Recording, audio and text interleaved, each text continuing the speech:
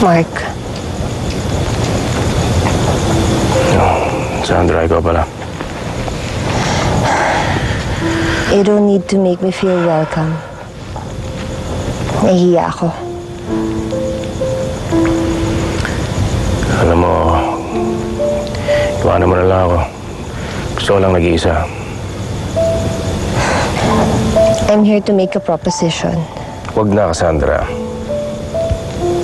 Kung nandito ka at gusto mo pagsiping sa akin, huwag na, it's not going to work. Hindi mangyayari yun. Hindi ka ba nasusuka sa kayabangan mo? As a matter of fact, I'm here to do you a favor. I'd like to invite you to stay on a permanent basis. Stay on a permanent basis. Alam mo ba yung sinasabi mo sa akin? Dito, sa bahay na ginawa ko, pinaghirapan ko, on a permanent basis, sa bahay na ninakaw mo? Anong tingin mo sa akin?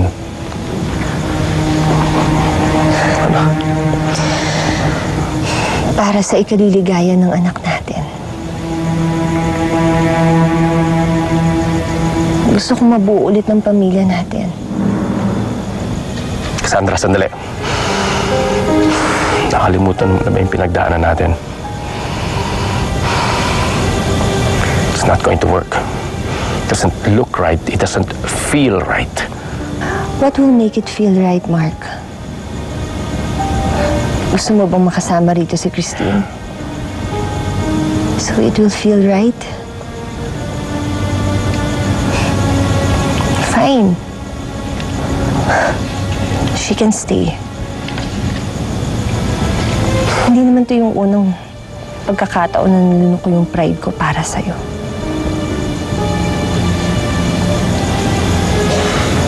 That's it. So, you expect me to believe na papayag kang tumira dito si Christine kasama ang mga anak niya? Ano akala mo sa akin? Tanga? Kahit ano, para sa ikaliligaya ni Paul. At sa ikapapanatag ng loob mo. Pagod na ako makipag-away sa'yo. Gusto ko lang lahat may lagay sa tama.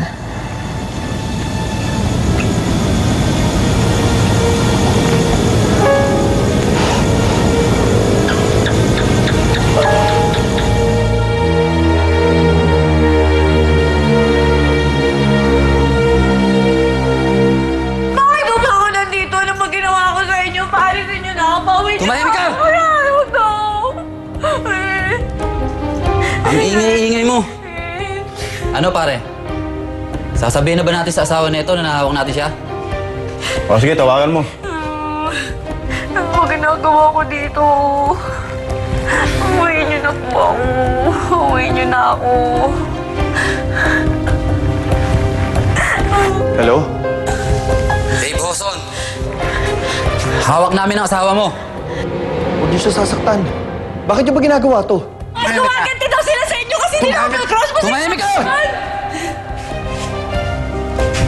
Huwag niyo siya sasaktan.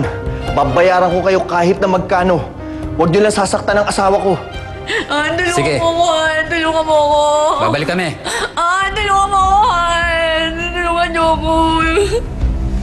Baka pakawalan niyo na ako, pakawalan niyo na ako dito. Pakawalan. Sinabing tumahimik!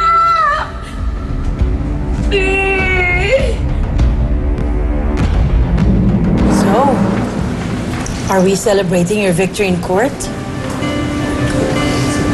Well, I think we're celebrating the fact that we're all gonna be in one roof. Ano ibig mong sabihin? Yung balita ko kay Paul, na pinapaya ko ni Candice na may-ari ng bahay. Christine, doon lang kayo sa bahay ko. Or do you mean bahay ni Cassandra? Christine.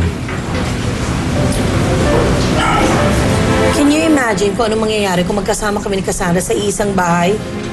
Christine, Baka magkapatayan kami after 1 week. it's Cassandra's idea anyway. Really now? You know, I think you should thank Cassandra. Why? Siya din naman nagsabi. She'll stay out of it. She promises to stay out of your way until maging financially stable na kayo. Hanggang makahanap na kayo ng sarili ng lugar. So, mabuti naman at binigyan ni Cassandra ng expiration date ang pag-stay namin sa bahay ninyo.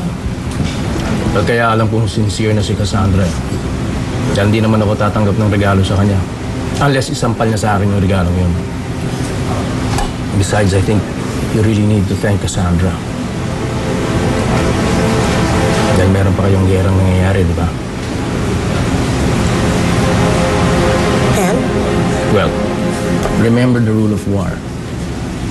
Remember to keep your friends close, but your enemies closer. Well, frankly, I'd rather keep the people that I love closer to me.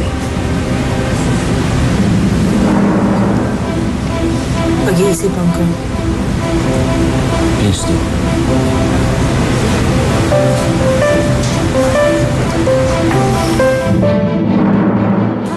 Alam kong napakahirap sa inyo tanggapin na napapagbintang nakapatay ng taong pinakamamahal mong lalaki. But then, you'll have to promise me na iwawakasin mo na sa isipan mo ang lalaking ito. Okay, dito na tayo. Welcome home. Correction. To our new temporary home. Oh, Christine, I hope we can let bygones be bygones. If your dad didn't care enough to keep your bank afloat, bakit ka nagpapakakuba?